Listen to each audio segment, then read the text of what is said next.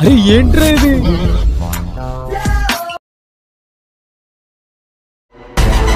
ఎవరు ఎంతమందిని నామినేట్ చేయాలి అని నిర్ణయించే హక్కు ఇంటి కెప్టెన్ చేతుల్లో ఉంటుంది. పెట్టారండి, మామూలు బాధ్యత కాదు. రీతు గేమ్ విషయానికి వచ్చేలకే ఎక్కడో కాన్ఫిడెన్స్ లూజ్ అవుతుంది. అసలు విషయం చెప్పు కట్టప్ప. నేను కన్ఫ్యూజ్ అవ్వలేదు. కన్ఫ్యూజ్ అయ్యావు కాబట్టి వచ్చి బెలూన్ అది ఫౌల్ గేమ్ అయింది.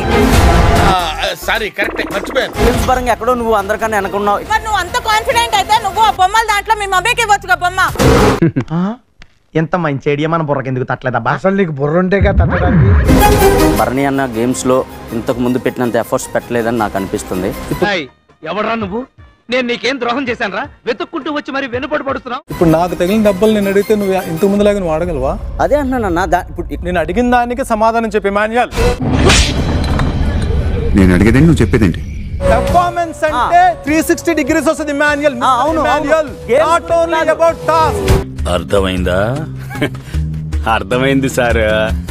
ప్రతి టాస్క్ నాకు సాధ్యమైనంత వరకు నేను 100% ఎఫర్ట్ పెట్టే ఆడుతున్నాను. నాకు అనిపించలేదన్న 100%. ఓపెన్ చేయి అయితే. రీతు ఇదేం ట్విస్ట్? నువ్వు అరవడం వల్ల నా తప్పు లేకపోయినా నాదే తప్పు అన్నట్టు పోట్రీ అవుతుందని నాకు కొంచెం బాధగా ఉంది.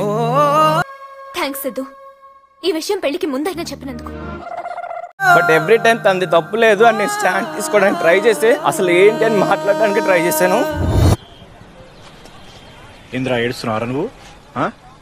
బట్ నువ్వు ట్రస్ట్ లేదు, అది లేదని చాలా హర్ట్ చేసావు. అండ్ ఎవ్రీ టైం నీ మంచిగా కోరుకున్నా నువ్వు ఏడుతావు బాసు. నాన్న అసలు ఏడవలరా, చిచ్చి. నాకు అయ్యి బాబు కంట్లో నీళ్ళు వచ్చేస్తున్నాయిరా. ఎందుకు అరుస్తున్నావు? ఎందుకు సార్ అరుస్తారో? ఏడవలేక.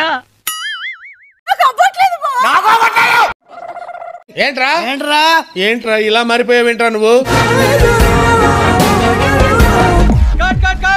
That's it. చాలా బాగా చేశారు సార్. షేర్ చేయండి, లైక్ చేయండి, సబ్స్క్రైబ్ చేసుకోండి. ఫైనల్ గా గంట కొట్టడం మాత్రం మర్చిపోగా.